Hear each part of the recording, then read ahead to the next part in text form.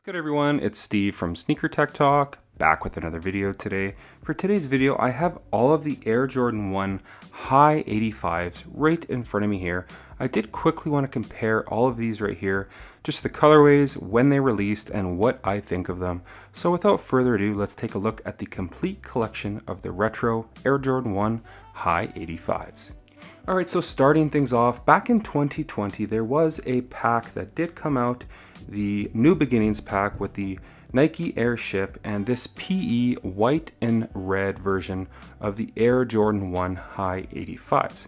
Now there was two pairs of high 85s that did release that weekend, but this is the first pair right here. Now starting with the outsole, you do have a red outsole right here, moving your way up to this white midsole and this white and red upper right here with a very thick kind of performance grade leather, not your typical leather that's really soft. It takes a ton of time to break in.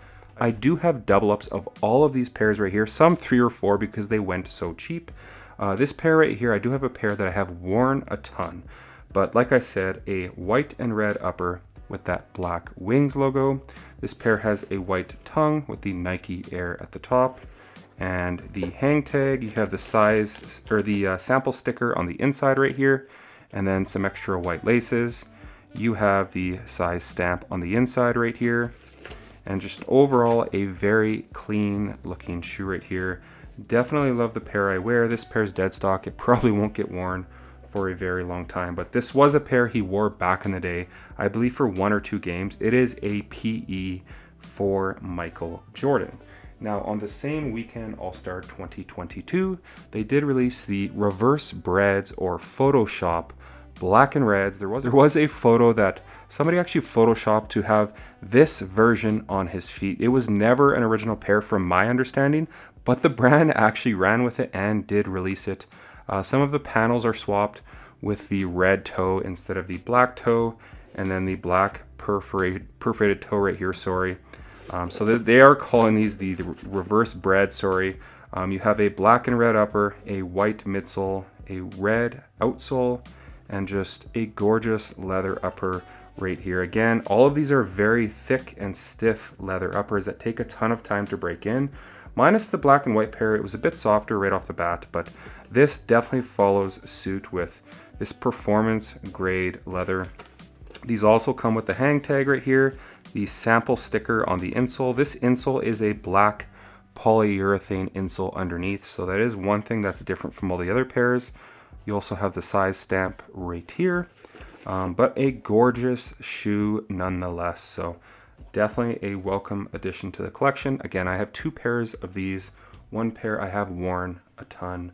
In 2021, we got the neutral or natural grays, whatever you want to call them. This is an original colorway back from 1985. These have kind of that neutral gray outsole, the white midsole with the white upper, kind of running throughout with this suede kind of swoosh right here and the suede at the top. That is a different detail from the OGs.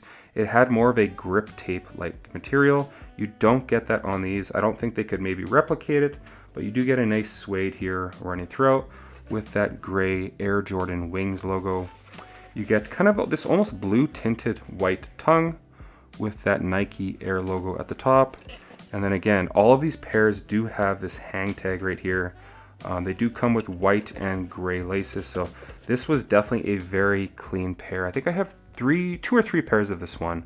One of the pairs I have worn a ton. The break-in period on this pair right here is probably actually the most painful, because this leather is really not forgiving at all. It's super thick on the neutral grays. Then you have in 2022, I believe these were the Georgetown sample Air Jordan 1s that they did do back in 1985, but they never actually released them. So we are getting them here. We got them about 37 or 38 years later. They have a kind of navy blue outsole with the white midsole with this gray and blue upper.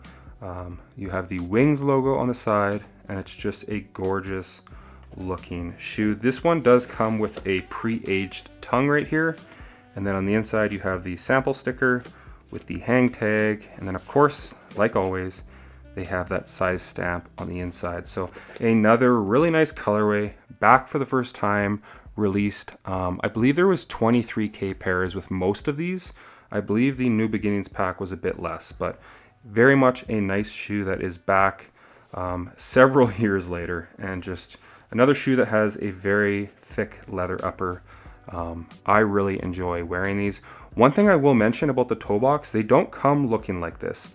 I throw these spring-loaded shoe trees in all of mine, and it kind of flexes the toe out a bit to kind of give it that nice slanted look.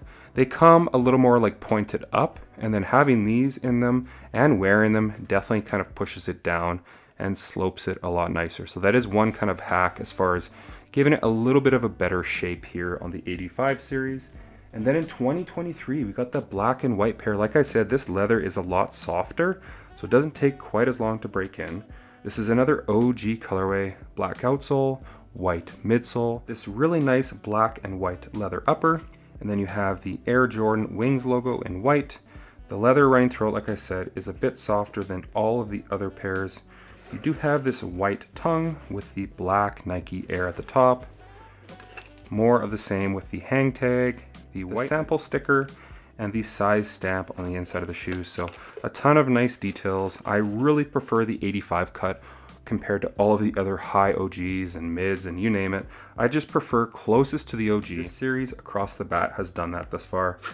On all of the other pairs, they do have this nylon tongue, and they did switch that up in 2024. Metallic Air Jordan 1 High 85.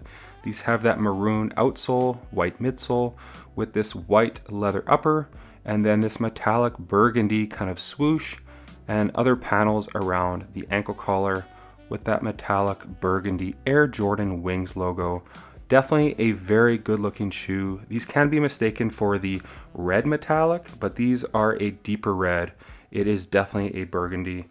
Where it does differ from all of the other pairs is this is a canvas tongue, not a nylon, and that is an OG feature back from 1985. Inside the shoe, again, you got the hang tag, maroon laces, white laces pre-laced with that size stamp right here. So very much a gorgeous looking shoe. You can still get these online. I've seen for 50% off in most sizes across the board. I think I have 3 pairs of these. One pair I have worn a ton, but this leather is very similar to the other pairs that are very stiff on the upper of the Air Jordan 1 High 85 in the metallic burgundy. And then in 2025, we got one of the best colorways of the Air Jordan 1s, and that is the band or black and red, Bred, you name it. We got the very elusive pair that he wore in the 1985 dunk contest. These have a red outsole, a white midsole with this black and red upper. It is a very thick leather, like it's might be the most firm leather out of all of these pairs right here and the thickest. And the tongue, they did burn down an original tongue from a 1985 pair to get the chemical compound of this material. It's different than all of the other ones, so that is one thing I do want to note. You get red and black laces pre-laced at the bottom of the shoe, and the rest of them inside the shoe with that hang tag, and then your size stamp right here. So it has a lot of the same details of all the other high 85s, but a few details that are a little different, like the really slanted toe box right out of the box, the reworked midsole, and just some other details that I will go over in a minute with one pair and just kind of compare the two of them. But again, these did retail for $250, which is wild to me. An Air Jordan 1 releasing for that price point. The rest of these released for $200 minus the one from the pack. I believe it was $350 they released for the 2 shoes, but this one alone released for $250 USD. I believe like $330 here in Canada. 200 euros online, which I did pick these up for. So again, just a gorgeous colorway. If I had to rank these as far as my favorite out of all of them across the board, having these all in person and wearing them throughout the years, I would say definitely my number one out of all of these pairs is definitely the Band High 85. My second one would have to be this one right here, the PE sample from 1985 that MJ did wear on court. My third favorite would be the black and white pair right here. I've always really loved this super simple colorway. My fourth favorite, even though it's not an OG colorway, but it was a sample, is definitely the Georgetown Air Jordan 1 High 85s. And then I would say tied for fifth place would be both of these right here, the neutral grays and the reverse black and red. And then coming in last, again, it's no slouch, I definitely love wearing them, but it would have to be the metallic burgundy High 85s. But sound off in the comments, what pair is your favorite out of all of the pairs that have released, and what would you like to see next year in 2026 to release as far as an OG colorway and or a new colorway? Alright, so really quickly, I wanted to go over a couple changes that they have made on this pair compared to last year's pair and all of the other High 85s that have come before it. So the first detail that I've noticed is definitely the midsole, kind of the digitized kind of midsole right here. It's different on this pair right here compared to the standard other High 85s. I don't know if you guys can notice it in person. It is a lot more glaring in person, but they did rework the tooling on this midsole. Another difference is the way the midsole kind of flares out on this one right here, the way the white is kind of kinked out like this, whereas on all of the other High 85s, it's not quite the same. So it is a little bit different on the black and red pair. I also believe the black and red pair, the upper kind of around the ankle collar, flares out a little bit more when it comes out of the box pre-laced. It does flare out just a little bit more compared to this guy right here. Now, a very glaring difference is this top panel right here, this black material, it's a lot shorter and kind of closer together versus all of the other pairs. As you can see, the metallic burgundy, there's more material at the top of the ankle collar compared to this one. And the 1985 pairs that I've seen in person and online are definitely closer to this right here. So that is one thing that I would say. I don't want to say they butchered it, but it's definitely different on this pair right here. Another difference is the tongue material. They got this tongue material a lot closer to the OGs, whereas this is a canvas and the other nylon tongues on the other pairs is definitely different than this one right here. The swoosh is a synthetic leather material on these, whereas on the other ones, it's the same leather material as the upper. In 1985, that is how it was. And then the insole is different on this guy right here as well, the black and reds. It is a dual density foam on the bottom. It's kind of a yellow and white foam material. On the other High 85s, it is a very thick and dense polyurethane insole. So that is one big glaring difference here on the older High 85s versus this newer version.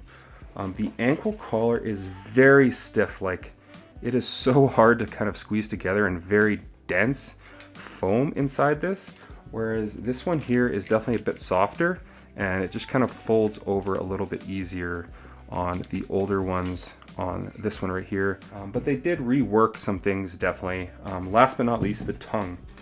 On this pair, I wouldn't say it's thin, but there's definitely less padding than this super thick tongue right here. So there are a few differences on this pair versus the other High 85s.